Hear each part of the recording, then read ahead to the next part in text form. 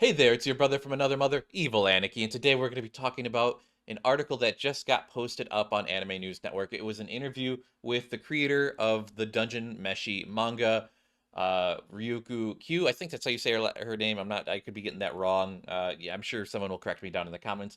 But this article is pretty cringe. I keep calling it an article, but it's an interview. This interview is a little cringe.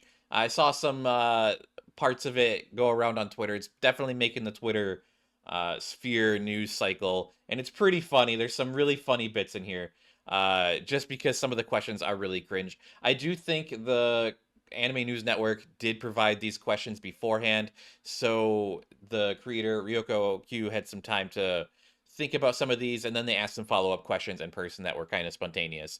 But let's just go through this. I'm not going to go through all of the questions, but we'll hit the ones that I think are the cringiest of them all to say. Let's just jump into this. So here we are, and this is the interview article on Anime News Network. This was just posted 2 days ago, and this is titled "Making Monsters Delicious with Delicious in Dungeon." Manga creator Ryoko Q. I hate how people are calling this Delicious in Dungeon. I hate that title. I wish they would have just kept it Dungeon Meshi here in the West, because Dungeon Meshi rolls off the tongue. It's easy to say. Delicious in Dungeon, it's not phonetically pleasing. But let's go into this topic. So they had a chance to sit down with Q Sensei at Anime Expo 2024, and that was roughly about a little over a month ago at this point. And yeah, let's see. The interview will contain some spoilers. So the first question, Q Sensei, one of the primary themes of Delicious in Dungeon is building community via shared meals. Could you share a meal or recipe that is similarly important to you? And here she basically just says she doesn't really like have anything too special, but her mother told her to make oko no miyaki. I think I'm saying that right. With grated yams instead of water, which sounds pretty cool. I makes sense. I mean, I think there's a lot of water in yams, so yeah. But let's keep going on. That's a softball question. That's super softball question. Um, it's easy to answer. Uh, of all the dungeon meshi, of all the meal dungeon, oh my god, these ads are just bouncing the page around. Of all the dungeon meals in Delicious in Dungeon, which seems most appealing to you and why? Which is the most like which is one you'd be most likely to eat? That which is one you'd be what? That feels a little weird to say, but I mean they're probably trying to make their word minimum here. So cute. Honestly, I'm a picky eater. So I don't think I would eat any of them. Uh, but while I'm drawing the manga, I'm thinking of how fun it would be to eat it if I could. Okay, that's a good answer. But here we go. Here's one of the first cringe questions, and this is what you guys want to see, right? So, from the manga series, it's obvious you enjoy TTRPGs, tabletop RPGs. Can you tell us about one of your favorite player characters? Wow, that is a really bold assumption to make, and I understand where someone who doesn't really understand Dungeons and Dragons or could get this idea from. So her response to this is, so actually I've never played Dungeons and Dragons. Even the word TTRPG I hadn't learned until I became an adult. But I've seen a lot about Dungeons and Dragons, so I bought the player guide and some related novels. So I have under some the knowledge to some extent. I've never played tabletop RPGs. And I think this is a little bit evident. Like, I don't know where you got the tabletop RPG elements from uh in like it seems like a really random question. I mean, you could because Dungeons and Dragons isn't necessarily a tabletop game at this point in time. Like you could have played, a video game that's based on Dungeons and Dragons. I mean, Baldur's Gate 3 and there's so many games out there that you could have played that are Dungeons and Dragons inspired. And I think Dungeon Meshi really falls into that category because if you look at the orcs in Dungeon Meshi, they're more like pigs, which is more traditional to the original Dungeons and Dragons manual, because that's how they were originally described. But as Japan and America, continued on with their fascination with Dungeons and Dragons and that type of genre, America slowly shifted towards uh, orcs looking more like they do in World of Warcraft with green skin and being more humanoid and snouts and less pig-like, and yeah, you can definitely see like a lot of those differences. I think there's also differences with like kobolds, which sometimes I think in Japan they're usually considered dogs, but sometimes they can also be considered like lizard people, so it's a little confusing. But let's keep going on. If you were to play one, do you know what kind of character you'd play? And here she says, "Well, I played Baldur's Gate 3. I played a human rogue." So she does know, Baldur's Gate 3 is based on Dungeons and Dragons. I think it was officially licensed, and that's why we're only ever going to get Baldur's Gate 3. There's not going to be like uh, another game from that same studio for that franchise. But let's keep going on. This one's about the treasure bugs. I don't think that one really matters. Do you have a similar monster fascination as Laios? What was the first monster to capture your imagination? And her response is, "So I love monsters, but not at the level of Laios. But as a kid, I played the game Panzer Dragoon and was attracted to the dragon that the protagonist of the Panzer Dragoon rides. I found it really cool." And they say attracted here. I think that's just a translation issue. I've seen this before in other things that have been translated. So, the direct translation may be attracted, but in like America, well, I shouldn't say in America, in Western, a Western speaker wouldn't say attracted. They would have said, they would say admired. And yeah, this is just a translation snafu, in my opinion. But let's keep going on. Let's skip the perfect monster question. A lot of fans have a strong reaction to Laios and Toshiro's confrontation with one another. Quite a few fans on social media seem to relate Laios' difficulty with reading social cues and related it to their own experiences on the autism spectrum. Did you envision Laios as an autistic? When conceiving his character, how would you describe the friction between Laios and Toshiro? And her response? So my understanding is Laios is a really normal person. Okay, I mean, he seemed normal to me. I didn't think he was autistic. I get where some people might have seen that. Like, I mean, I don't get it. Laios has always seemed normal to me, but when you look at like Twitter and you see it like what people say on Twitter or like on just all over the place, they make these characters seem like they're like all on the spectrum and they're all in love with each other, and that's just what all fan communities do. I mean, Overwatch has a lot of that for whatnot. But let's keep. I digress. Let's keep going. There's nothing special, and everyone can relate to a person like him. I also relate to him, so I don't think I'm writing anything special regarding Laios. That's why I think people can relate to or appreciate him.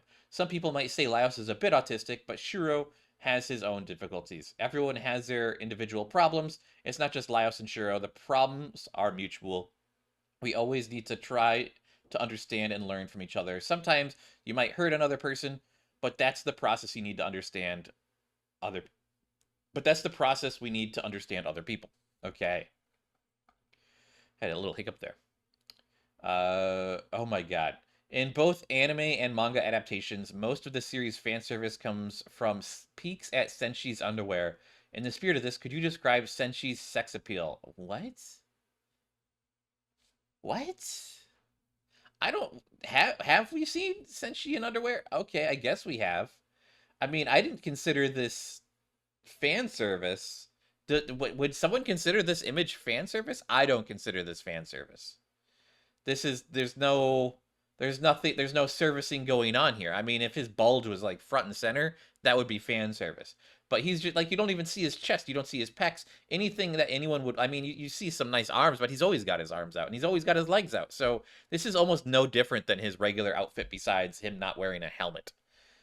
Let's go into her response because I'm curious to see what she's going to say about this. So the term fan service feels a little off to me, but I have seen a lot of people talking about Senshi's sex appeal. The reason I came up with the idea of showing Senshi in his underwear is that when I was little, I used to live in the city where there was an old man hanging his laundry while just wearing his underwear. It was awkward for me, and I really didn't want to look at him. But from his perspective, he really didn't care. He didn't care what other people thought. I found that vibe interesting. So Senshi is a similar type of person who really doesn't care what other people think about him. Elias is probably more like me and feels a little bit awkward looking at other people in just their underwear, but I thought this vibe was really funny and interesting. So that's why I drew Senshi that way. And I get that. I mean, Senshi's meant to be an oddball like loner who's like I'm not going to go into too many spoilers, but I get it. I get it. Okay, whoa. Senshi's rather handsome though, isn't he? He has really nice hair and a full beard. And her response, dwarves are cool. Why would you, what? What is this person's fascination with Senshi? Like, what's going on? Like, I read both the manga and watched the anime, and I didn't ever think Senshi was being sexualized in any point in the series. I don't think anyone was ever sexualized in the series. Like now that I remember about it, like I don't even think there was any romance like in it. Like there might have been. I think there's the one character who has like the harem of battle maids, like the samurai guy. I think he was a samurai. But like yeah, like man, maybe I'm just misremembering, but I don't remember there being any like fan servicey type stuff. I actually thought Marcel's dress during her time as the Dungeon Lord was really appealing, even though her friends made fun of it.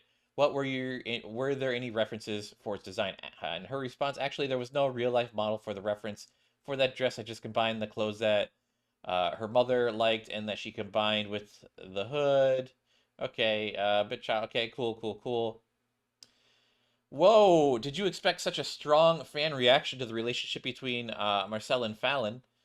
Her response is, "When I draw my manga, I try to develop it differently than the fans' expectations. If I care too much about how the fans react, I think the story might become less fun or interesting. So I try not to think too much about how readers will react.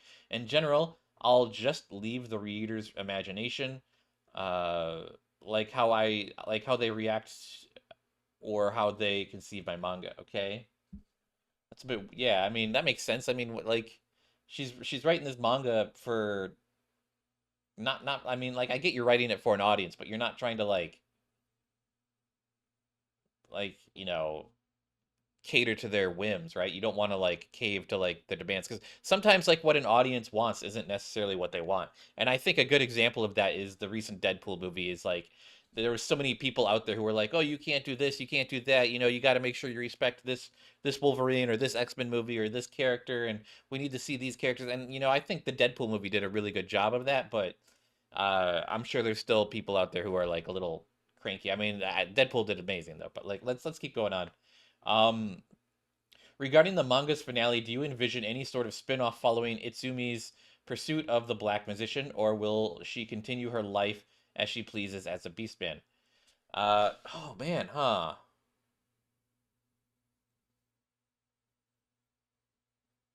Her response is, I haven't decided yet, but for now there's no plan to make a spin-off, but Itsumi might want to pursue and find the Black Musician and finally beat him, or she might just live her life as she does.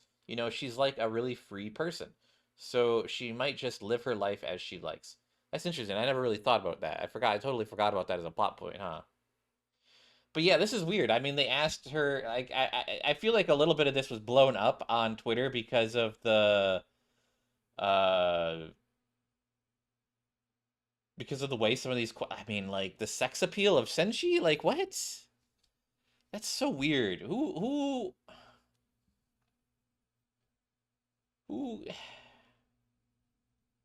I don't know. I don't know what I got to say about this, guys. This is a weird one.